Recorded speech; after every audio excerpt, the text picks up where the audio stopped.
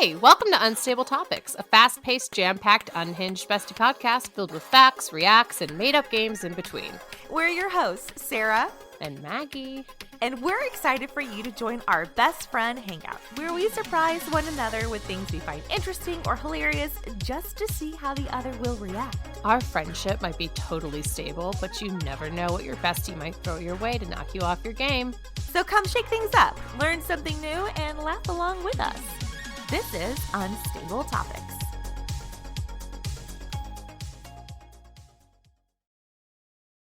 Hello everyone, we're Superhero Stuff You Should Know, and if you think you know about superheroes and comic books, think again. We got romance, we got action, Romance. We got comedy, we got everything you need, man. Come on down to Superhero Stuff You Should Know for all your superhero needs. I don't know about this romance. What part are you talking about? We've got all kinds of sketches, and then deep dives on top of that. Come on down to Superhero Stuff You Should Know. Alright, so come on down to... Wait, why did I say come on down? To Superhero Stuff You Should Know.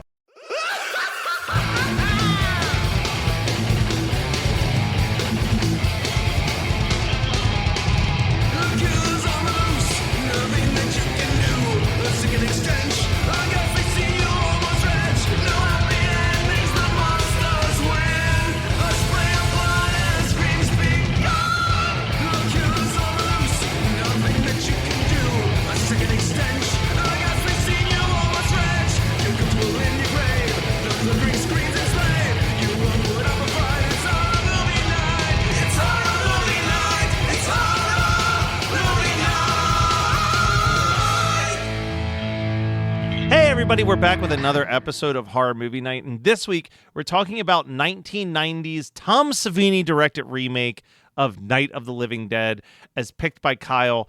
Kyle, I'm very curious on your reason for picking this, because this has been on my very long list for a while, and if I had to make a prediction about this episode, I think this is going to be one of our more analyzing behind the scenes than discussing the movie type episodes. I thought that I had picked it because of a anniversary, and now I'm realizing that I'm not. No.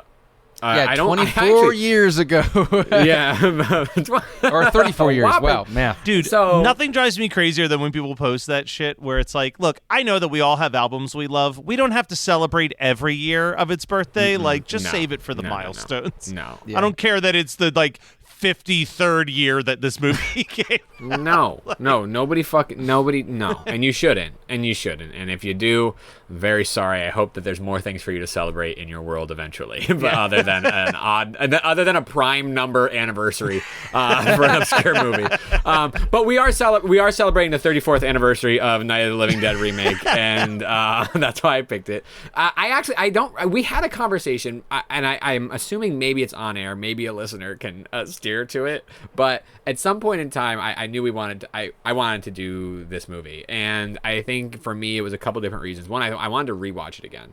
It actually might have been during our horror remakes draft episode Patreon that we had done, our draft episode, because I don't think this was drafted, but it certainly had to have been in the running, at least on my list. And now it makes a lot more sense, because it's like this movie kind of rips in some ways. I think that it does a lot more than I was expecting, and I think you're right, Matt. I did sort of I was thinking that we were going to approach it how it's made, and we probably will, because I'm me and we are we, and this is just what happens. Yeah. But on its own, as a zombie movie, it's pretty great. Yeah. I don't think you can have a conversation about it without talking about the source material, because it's so direct, but that kind of makes it fun for me. So let me ask, do you guys know why this movie was made? No. I do, but Matt, you should probably tell the listeners. Okay, so I think it's a pretty well-known fact that due to a slight mistake, they never copywrote the original Night of the Living Dead. It fell into this copyright-free world, which was the bane of existence for everybody who worked on it. George Romero's production company, Image 10, they had filed a lawsuit with the distributor to try to get that figured out.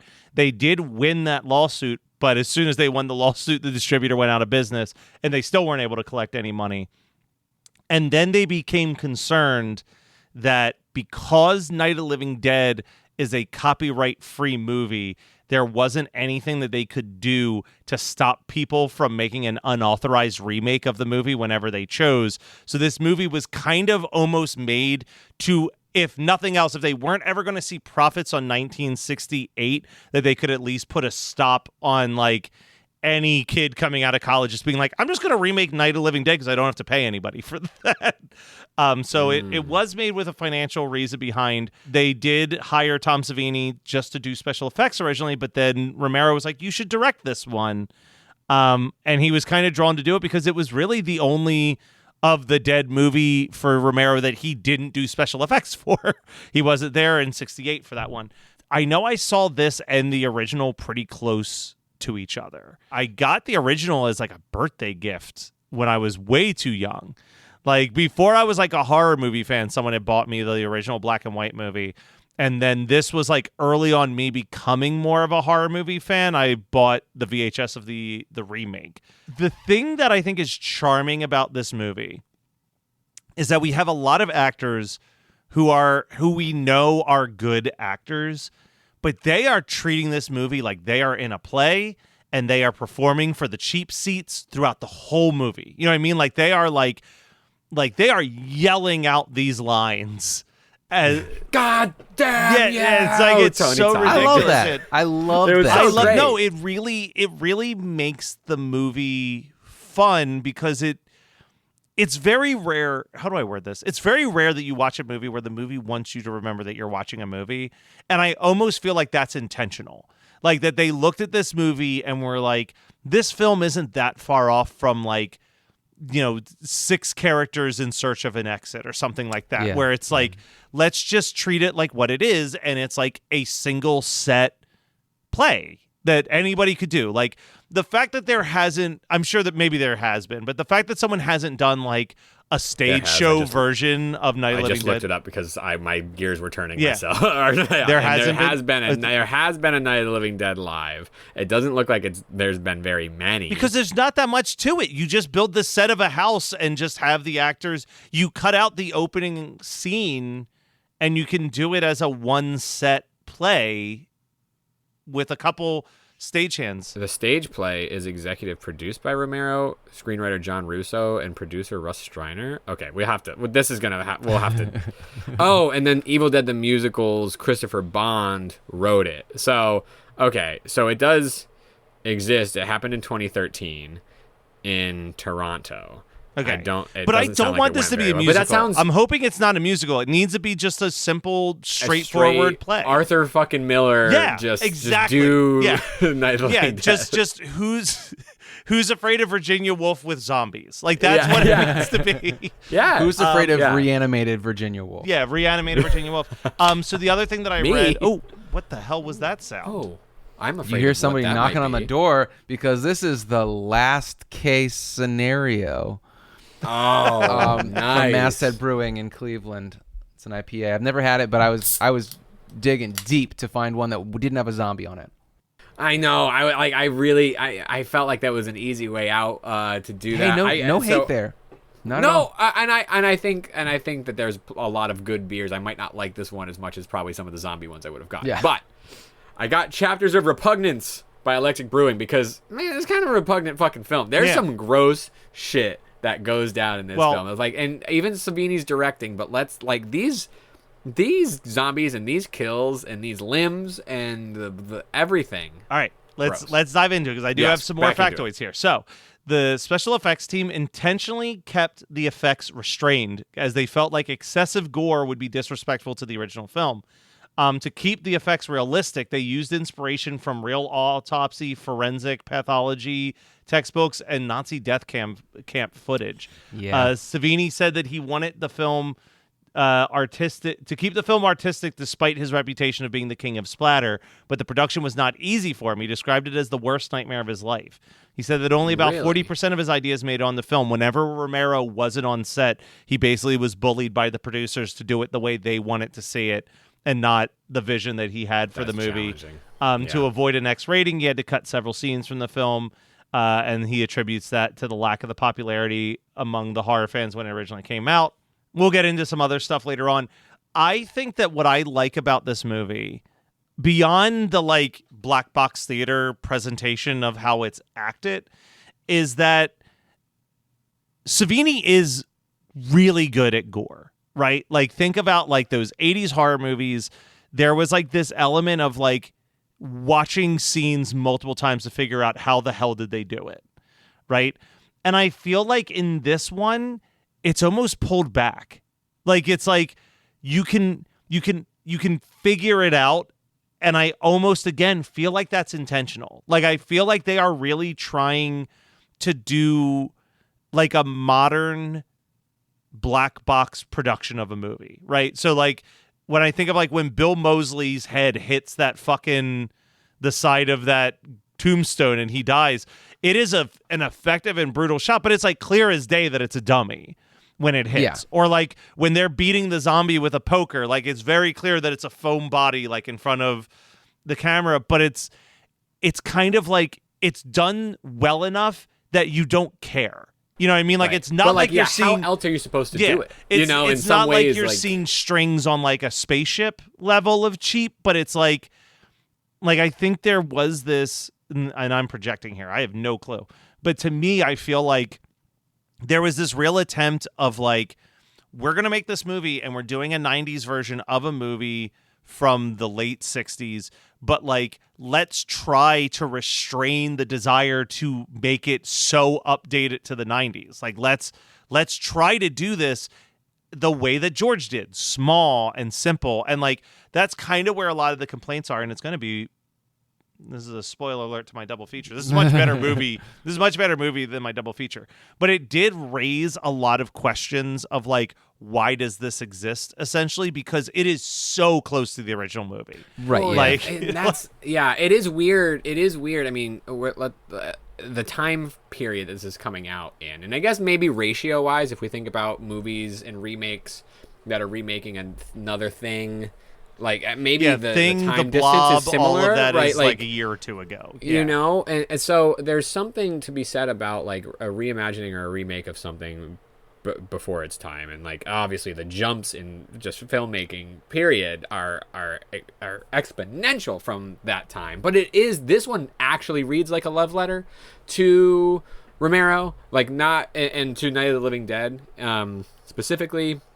Like all those people there on screen feel like they are truly honoring the other film as opposed to something like The Blob or I guess this is even earlier, but like John Carpenter's The Thing or like something like that, like taking a concept and The changing Fly. it. This is like The Fly, or is The another Fly, one. right? Yeah, stuff like that. No, this it's like this feels like, which is weird, which is inherently weird. It's inherently like that weird. is an odd. And this sentence thing is to going to do. sound like I hate this movie, and I don't.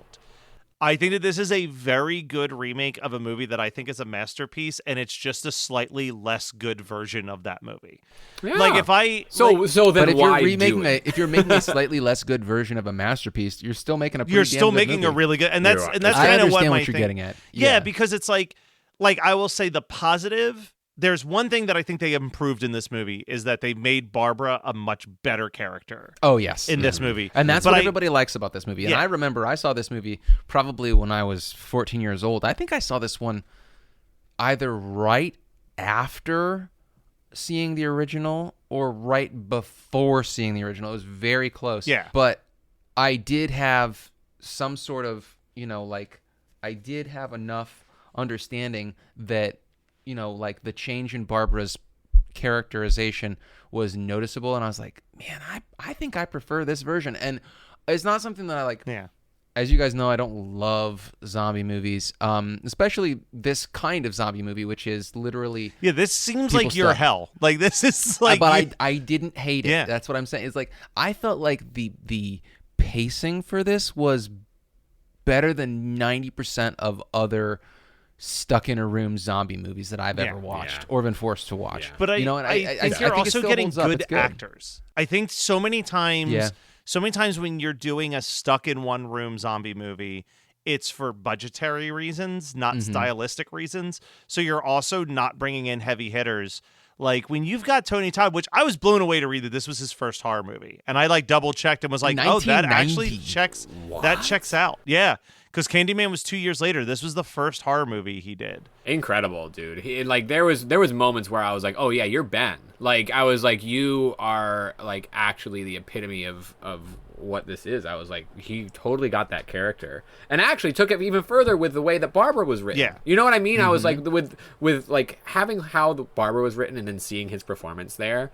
I don't know. It is a fascinating little bit. Continue with what you were saying. Well, I was gonna say when I was doing my research to see like, because I really thought like, there's no way this is Tony Todd's first horror movie, and I looked, and it is. He was in 2 horror movies that came out in 1990, and this one came out first.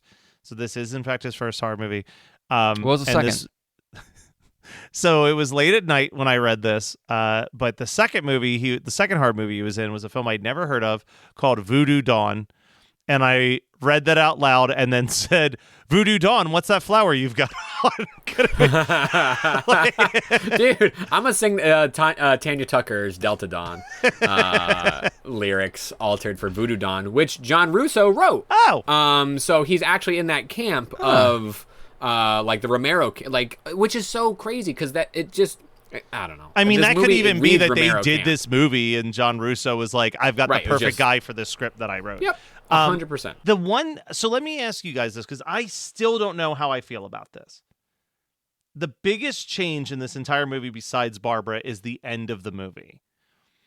And it's like, I like the ending, but I don't think it's better than the original ending. I think the original ending is such a powerful, like, final moment.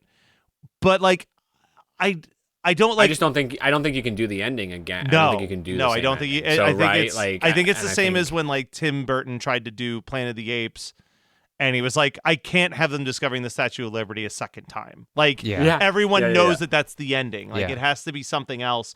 And he went the dumbest way possible, which is finding the Lincoln Monument with a monkey face on it. Did I talk about watching that again on this podcast? No, but was it just as I terrible won't. as you I'm not thought going it was? to. I just did. No, that's not even. I'm not gonna. I did, and it was bad. Yeah, it's real but bad. I had a lot of fun. But there is. I do think I like the ending in a lot of ways. I think particularly it feels pretty poignant. I mean, it's satisfying to see that dude get shot in the face. Like, it's so great to see that. Yes, that dude. is my favorite part of this movie. Tom Towles is a fantastic actor again. Fresh off of Henry Portrait of a Serial Killer, like the year prior to this. What? 100%. Yeah, he was Otis. He's Henry's This movie best feels friend. like I Otis. didn't realize that they were that close because I've only close. seen Henry one time and I hated every second of it. I think both. I think to its benefit and to its like both endings feel very timeless. Yeah, like they feel very poignant. They feel like the correct punctuation on both films, even though both films are kind of the same thing, right? But you have to take into account the time period that it comes out. It also feels a little bit of an homage to Knight Riders sometimes, like almost it feels like this sort of like traveling like body of people that maybe have questionable ethics and morals, but they're also facing, which Knight Riders is kind of that, but like they're facing a particular thing at hand, and they have to continue forth because this is a new world and this is a new thing that they have to do, and the way that they address it is questionable. And Barbara sees that immediately. Like she already sees that, but she also has to play the game in some ways in order to survive. And it feels like you could lead right into Dawn and Day again. With this being the start. So it's kind of wild. Well, and something that is worth pointing out is that this is closer to the original script from 1968. So George Romero, when he originally made the movie, envisioned Barbara as the sole survivor, which fucking makes sense because she's the like we start with that character. It's the first character that we meet, and it's not like a Psycho or Scream type situation where like then we're startled when she dies at the end of the first act. She makes it all the way to the third act and then just like dies out of nowhere. Could you imagine if Romero like penned the first Survivor girl in that way, Yeah. we would have a whole other world. Yeah. If that was the ending, But it would be insane. But that was originally in the first script, and also in the first script was a scene that appears in this where zombies are being lynched from a tree and shot. And the reason why that was cut was that there was so many racial tensions happening at that time.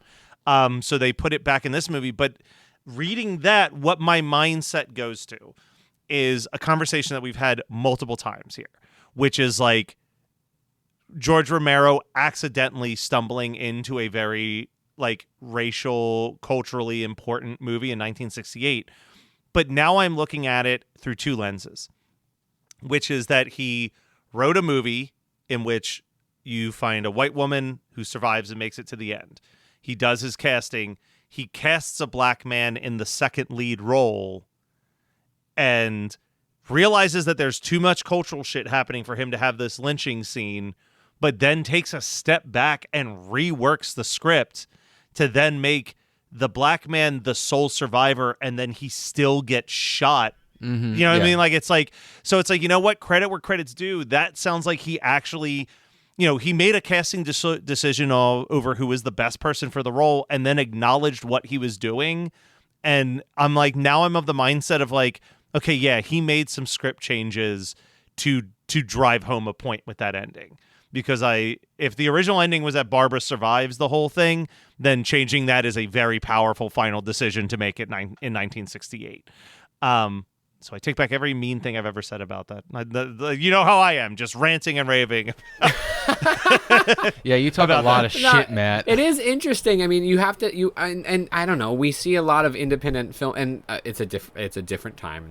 I just mean literally in filmmaking. It's a different time. Sure. The access to everything is a different time in '68 compared to now. But I feel like, you know, as independent filmmakers can all take a page out of Romero's book in, you know, having to make the correct choices and then also reevaluate the choice that you make to make sure that the correct choices are the correct choices are the correct choices, right? Yeah. Like, it's like you have to be able to allow, and I guess this was with any artist, but you have to be able to allow your work and your art to transform. And like, whether he made that super conscious, you know, choice or not, some part of it is correct. Like, some part of it is like, you know, whether it's his moral compass or whether it's his life experience or whether it's like what we would call checking his privilege. I don't know if that's in 1968 what they would be called, but like, you know, there's something there. And, you know, and he was so humble a dude that he would always, he would always downplay it. So it's hard to know what's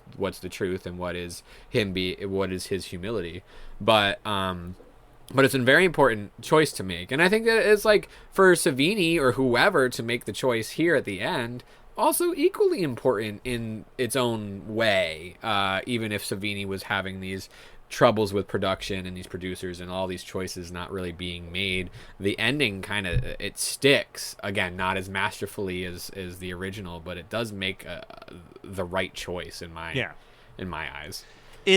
There is a world where a lesser director or a less confident director would have...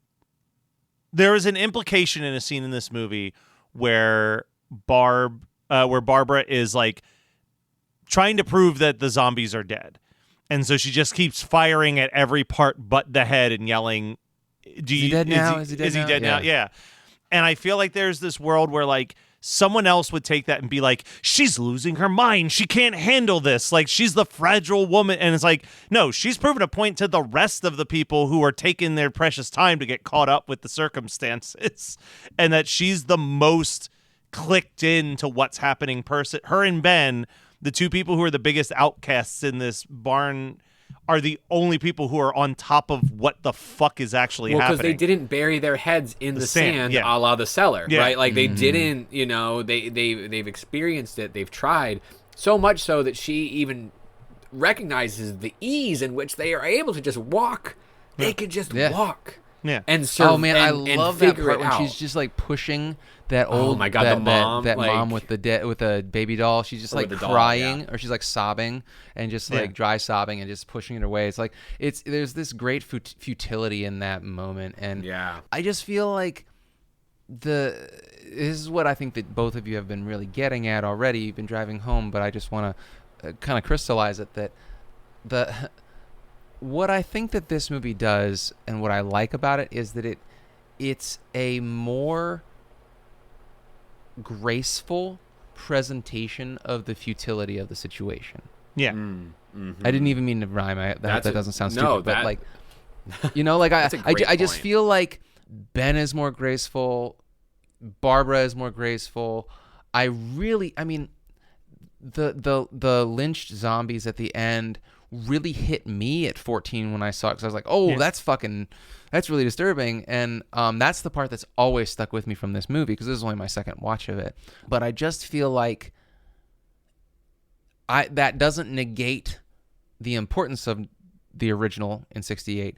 What I think it does is this movie kind of gave Romero, and I suppose Russo by proximity, the ability to kind of fix some of the things that they didn't feel like, you know, like they kind of got to heal some of their own wounds with it, which I think is really cool. I mean, it's also nobody gets the opportunity to do that. I never really thought like, about it so until few. I was watching it last night, but like Shaun of the Dead borrows a lot of the ending of this movie too, when you get to like them exploiting the zombies for entertainment. Like when she wakes up and sees like that they're literally just like wrestling a zombie in a penned off area, like that bro-y, like, look at how much we're so much better than this. We've got this power over these creatures, and like she calls it out so beautifully. She's just like, they're us and we're them. Like we're literally no different than these mindless creatures walking around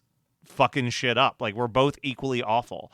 What I like about this, specifically this pick, is like as much as we've expanded our scope in the horror movie night over the 10 years, like I don't think there would ever be a scope where we'd be like, let's watch the original Night of the Living Dead. And like watching this remake has really allowed us to have a conversation about that movie as well as this movie, because they are so entwined. And I mean, I would literally put the original Night of the Living Dead up there with the Texas Chainsaw Massacre as like one of those things where I'm just like, or the original Halloween, where I'm like, it is just an incredibly ambitious, well-made, hyper low-budget movie that 50 plus years later still works. And like that is an impressive feat across the board. There's nothing more you can say about it. This movie is still really good. I mean, I would say, I mean, this is not a high bar because 1990 was not a great time for horror, but this is easily like top 10 horror movies of 1990. Not much is coming to mind for me. You know, like, I think that it is cool that we get to talk about, I think I've said it on the podcast before, but it is Night of the Living Dead.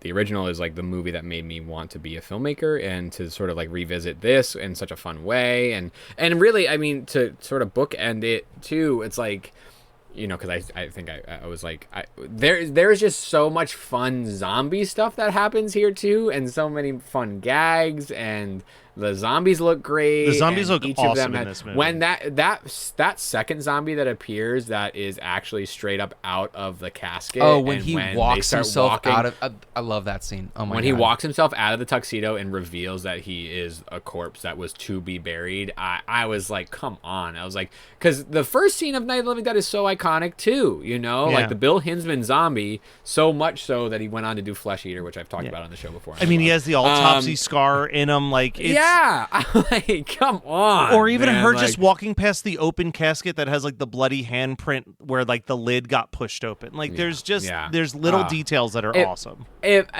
anybody was sort of hesitant about watching this movie, I don't be. Like, you know what I mean? Like, I think that I flinch sometimes at like remakes and like other things, and I don't think that you need, and especially because this is a remake of such an iconic film, it's like you don't need to flinch at it. Like, it is really fun. And I'm glad we got to watch it for the show. And we're talking about a movie that, like, as I said with the factoid, is literally a remake, at least in part, for like copyright purposes. Yeah, I like mean, it didn't need to be there this good. Like it could have just been. It like, didn't need to go this hard. Yeah, Read my mind. it could have like we're literally living in a world where Sony is shitting out some of the worst Spider-Man movies just to hold on to the copyright on Spider-Man. Like, this could have been that.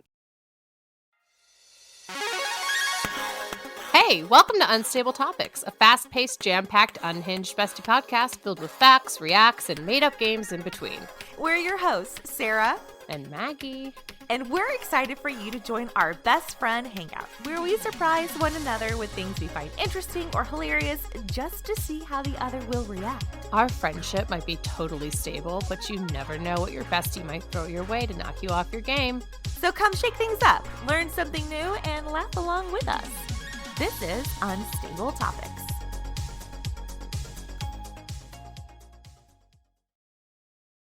Hello, everyone. We're superhero stuff you should know, and if you think you know about superheroes and comic books, think again. We got romance. We got action. Romance? We got comedy. We got everything you need, man. Come on down to superhero stuff you should know for all your superhero needs. I don't know about this romance. What part are you talking about? We've got all kinds of sketches, and then deep dives on top of that. Come on down to superhero stuff you should know. All right, so come on down to... Wait, why did I say come on down? To superhero stuff you should know.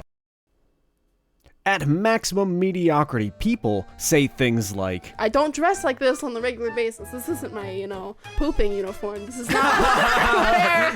and they also say things like, The nurses are usually either angels of mercy or whores. every episode is a new experience where you get to know people that aren't famous but should be. Why am I facing Floyd Mayweather in the woods? My co-host Morgan and I track down the people you didn't know you needed to hear from. It's like hot sex in a mug. We are the Maximum Mediocrity Podcast, and we are on all major podcasting platforms.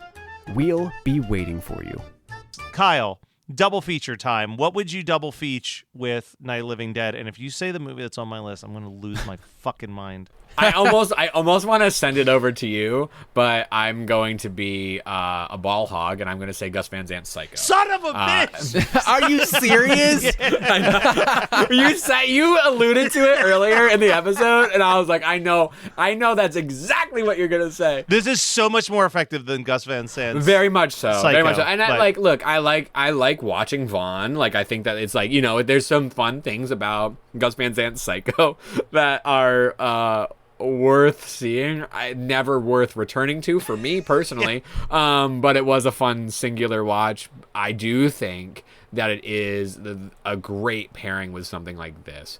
Something that does take this sort of like, because also like there's so many shots directly pulled from Night of the Living Dead in here that we see Barbara getting into the car for the first time in the cemetery. Is like, when I saw that shot, my brain did this sort of like overlay. Yeah. I've watched Night of the Living Dead. This overlay of like the original onto that, and I was like, oh my god, the camera movement's the same, like the framing's the same. Kyle, you should honestly.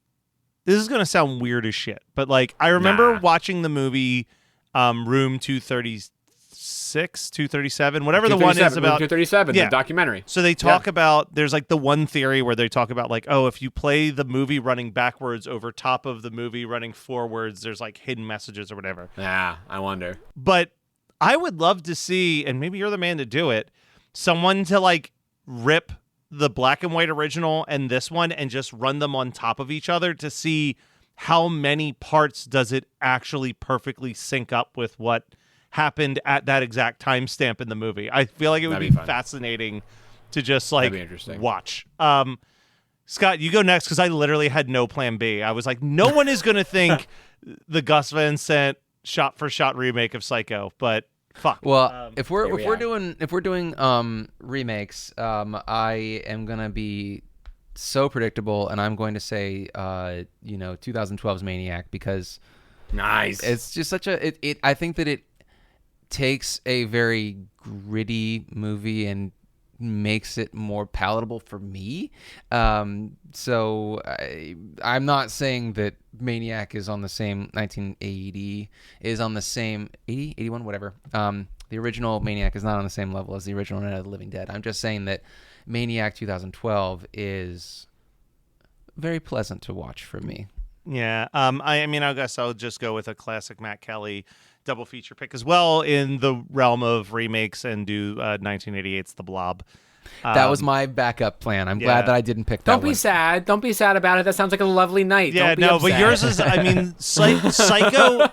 Yours sounds more fun than fucking my night by For sure. But there's never like a right answer, but like Psycho is kind of the right answer, just in that they both are servicing the same concept of like, can you take a wildly important movie and literally remake it as close to the original skeleton as possible? And this is wildly more successful than Psycho, but like they are both the same thesis at their core. Yeah. Of like, can you do it this? is crazy. It is crazy. Like, I mean, Gus Van Sant Psycho does feel like, and you know, a truly like highbrow art concept. Where like this feels like a luckily a desperate approach with competent people attached. Like everybody is like on the same team for the most part. Where Gus Van Sant Psycho does feel like I have money and I will do the thing. And that's the thing that I do have to applaud with like the Gus Van Sant thing is like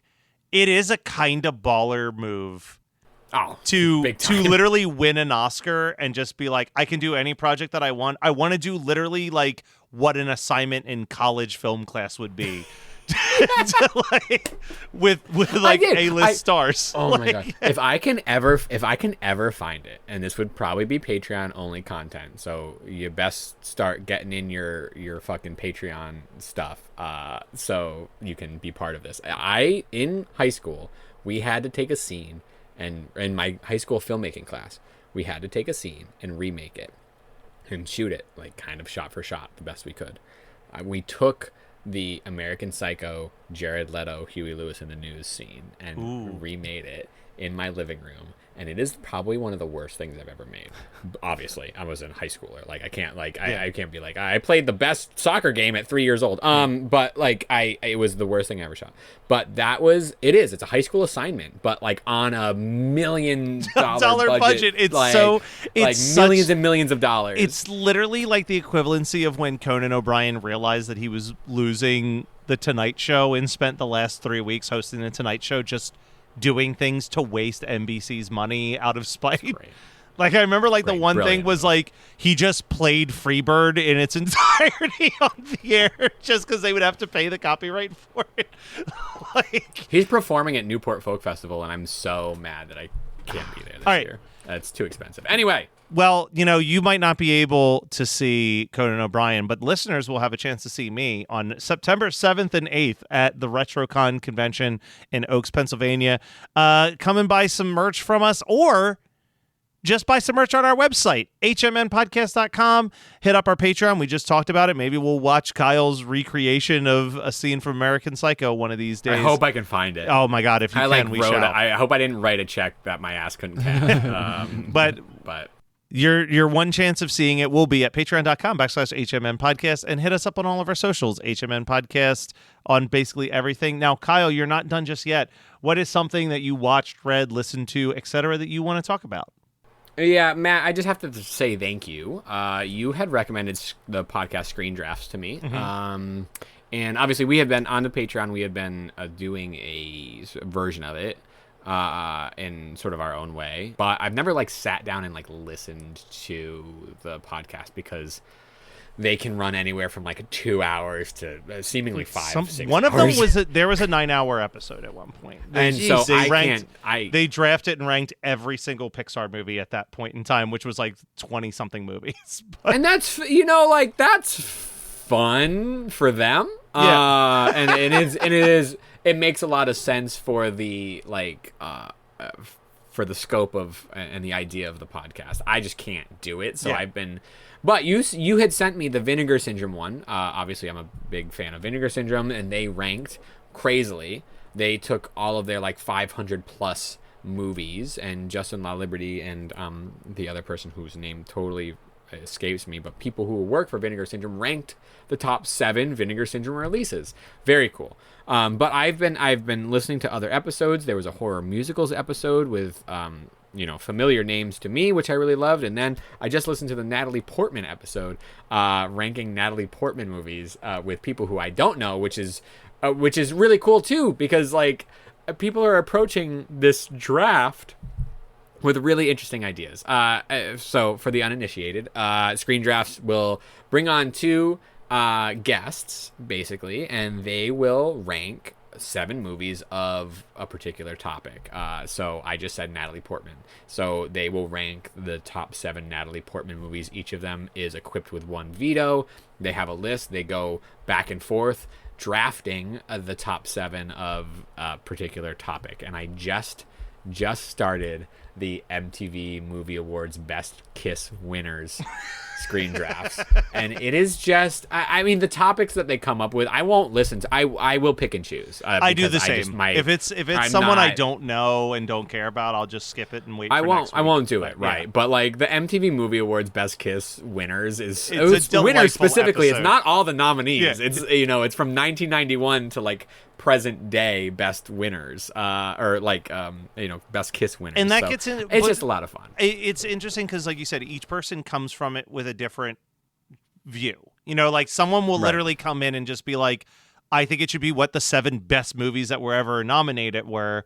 Whereas another person will be like, no, it needs to be the films that best represent what the MTV Best Kiss category represents as like an option in an award show. You know what I mean? So it's and like a little spoiler alert, like the Natalie Portman one was interesting because it's like the first, 7, they go backwards obviously too. So they start with pick 7 and pick 6. And so 7 and 6 were so representative of Natalie Portman's career, right? Like, and they were Garden State and Star Wars Revenge of the 3, Sith. Star Wars 3, Revenge of the Sith, right? So like they were representative of Natalie Portman historically, but like maybe not like the best movies, but like is that even the point? It's like it's kind of interesting because sometimes people don't realize what they're getting into until like pick 4 or 5, and that's very fun to me. I feel like the most frequent phrase you hear in there is like they get to like their 4th pick and then they're like, it's just dawned on me that at least 2 of the movies on my list are not going to make it on are not going to make it. And that's literally happened to us doing the 20-minute version for Patreon. You know what I mean? Yeah, because you both have your own list of 7 that you're fighting for, and like you make a conceit one time and then you're like, fuck, now I have to kill one of these babies. So it's been very fun for us. I think that like playing, for us, it's sort of playing street ball versus playing in the NBA. When I listen to Screen Drafts, like I do feel like it's been a fun podcast. I appreciate the recommendations. I appreciate that we get like a little like fun scrimmage version of it on the Patreon. Look, we're getting practice in for one day. One day we got to when we launch a specific Kickstarter that we've been talking about. They're definitely going to be one of the first podcasts I reach out to be like, we should do a thing on your show. All right. I'll jump in here. If you follow me on Facebook, very rarely do I write any Facebook statuses about what I'm watching anymore. It's mostly just Instagram reels. But something came out that was so specifically designed for me, and I knew that if I didn't post something, people would ask me about my thoughts on this thing. But I'm going to talk about it here, too, which is that on Disney Plus, the documentary Jim Henson Idea Man came out. And when I say that I dehydrated myself with how hard I was crying watching that movie, it really, I think what I like about this film, Ron Howard directed it. He did a fantastic job with it, is that it paints you 2 pictures of Jim Henson, and they're both things that I wrestle with. He's a person that you can kind of wrestle with in a lot of ways, because you have Jim Henson, the creator, who was like so innovative and like so like was just throwing any idea at the wall. If there was an idea, it was worth at least examining to see if there was something to it, and like using that podium to do things that he felt were important, like creating a show like Fraggle Rock about like a utopia of people working together, and like creating Sesame Street to bring education to areas that weren't having education. Like he had this great desire to make the world a better place, and he was this infinitely creative person. But then there's the other side of Jim Henson, which is Jim Henson, the family man, of which there wasn't one. Of like this person who had a wife and kids, but prioritized his creativity over them time and time and time again. And like kind of walking that line of the why. And I think they get really into the why in a way that I certainly understand and relate to, which was like, Jim Henson, when he was young, lost his brother, and it was the biggest loss he ever experienced in his life. And that was kind of how I felt when my grandfather died. And it was like in that moment, Jim Henson and myself, I would say, had this realization of like, there's no guarantee how long we're here. So like every second that you're not chasing down the dream that you have is a second you're wasting that you won't get back. And that's where he just is like so driven to just create, because he knew like at any second that clock's just going to stop and he's done. And like if he didn't achieve what he wanted to achieve, there's never going to be someone that's going to pick up the ball and run with it. And I think that in a weird way, that's why like I have 9 podcasts. You know what I mean? Like it's just like I have so many thoughts that I want to say and so many things that I like, so many ideas that I want to put out into the world. So I just keep doing it. I think I'm better at friend and life balance than he was, but like I would agree. Yes. But also he was like literally shooting The Muppet Show in London and Sesame Street in New York while his house was in Virginia at the same time. So it's like, how do you even, with that work schedule, how do you even make that work for anything beyond holidays? You know what I mean? Like but it's beautifully put together. It's so tough to like watch these people who, I mean, he's been gone for over 30 years and you can just still see the sadness in every single person who talks about him. They're just like listening to Frank Oz talk about how he's like, I wouldn't have a career without this guy. Listening to his wife still talk about how much she misses him, even despite the fact that she was like kind of ignored and like eventually divorced him. Like there's still this pain of like, but when we were together, it was great. You know, like he was just a good man. So like,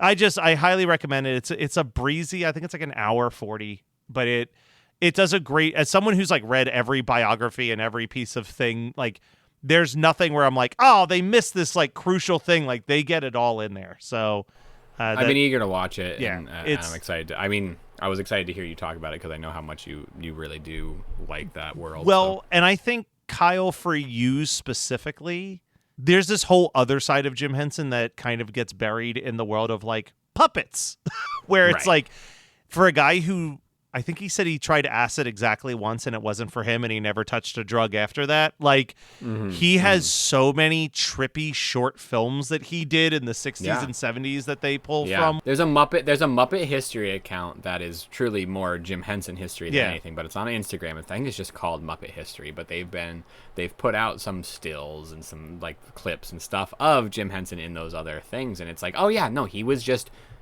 creative in a world where he was saying yes to a lot of things. Like, you know what I mean? Like That's wasn't part of which is a beautiful thing. Which I love. All right, I've rambled enough. Scott, take us home, baby. There's no way to follow that. I'm just going to say that I'm watching the newest season of The Boys and it's just okay.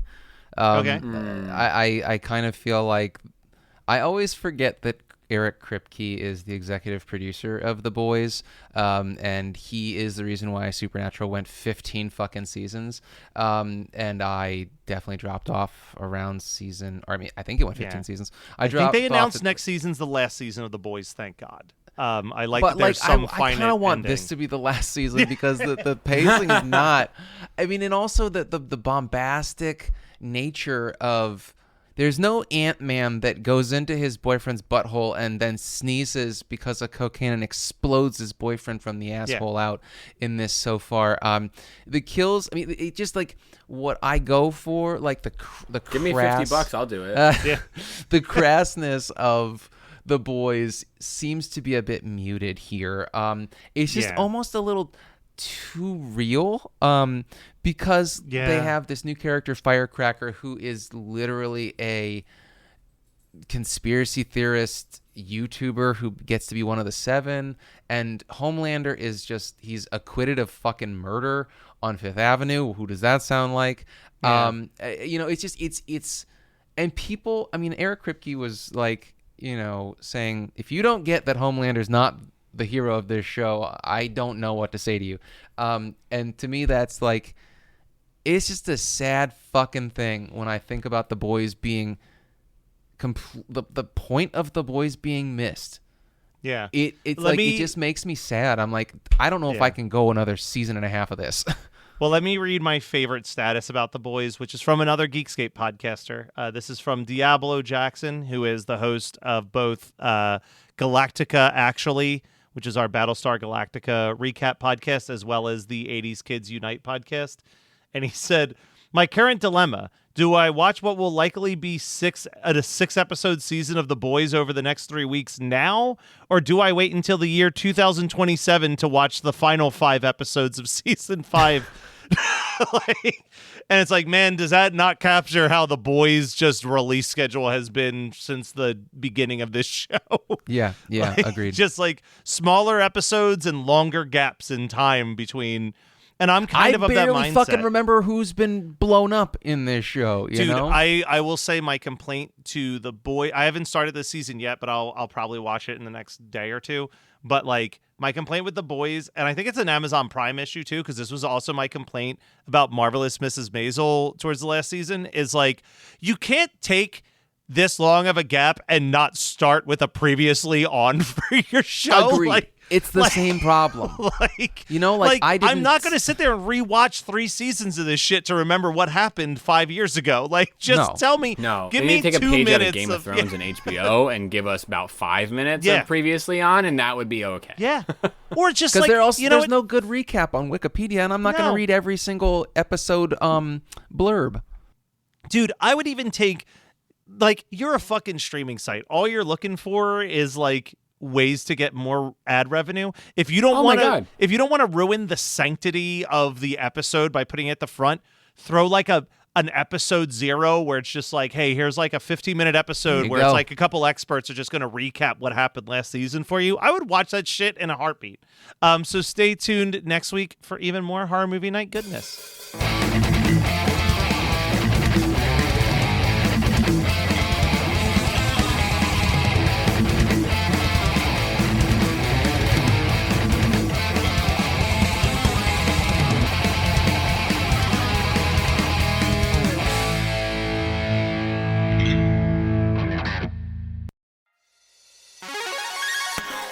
Hey, welcome to Unstable Topics, a fast-paced, jam-packed, unhinged bestie podcast filled with facts, reacts, and made-up games in between. We're your hosts, Sarah and Maggie. And we're excited for you to join our best friend hangout, where we surprise one another with things we find interesting or hilarious just to see how the other will react. Our friendship might be totally stable, but you never know what your bestie might throw your way to knock you off your game. So come shake things up, learn something new, and laugh along with us. This is Unstable Topics.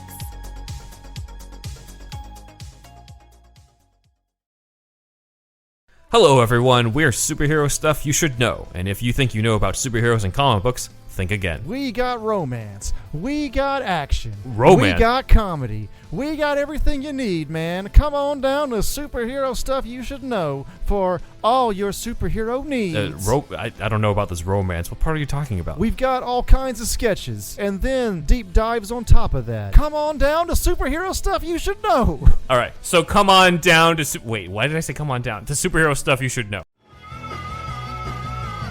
You're listening to the Geekscape Network.